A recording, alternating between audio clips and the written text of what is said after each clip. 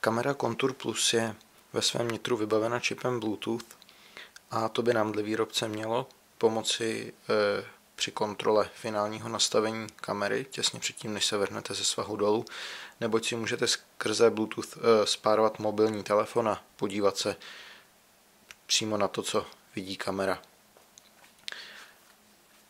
Pojďme se ale podívat, jak tato funkce funguje v reálném světě. Nejprve je zapotřebí zapnout kameru, to se provádí pomocí tohoto tlačítka uprostřed.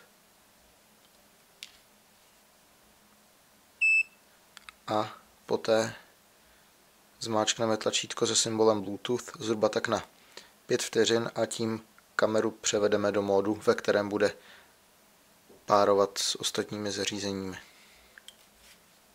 Tak, zde se rozblikala modrá dioda, která právě určuje tento režim párování.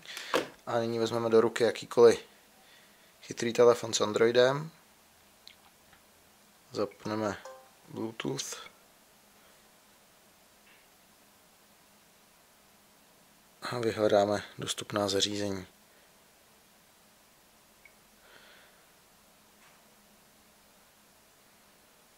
Tak, máme spárováno, můžeme vypnout nabídku, zapnout aplikace a z Androidu a z Android Marketu už mám stažený Contour Connect.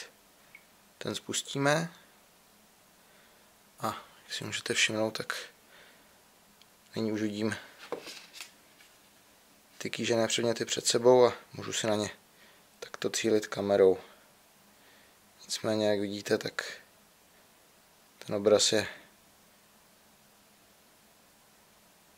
velmi zpomalený, takže je to opravdu jen pro nějakou tu rychlou kontrolu, ale rozhodně se to nedá použít jako stream. V rámci programu je také možno nastavovat některé parametry.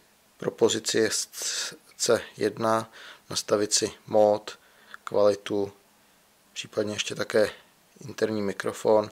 To stejné i pro ty ostatní další režimy a také zkontrolovat, zda máme poslední firmware.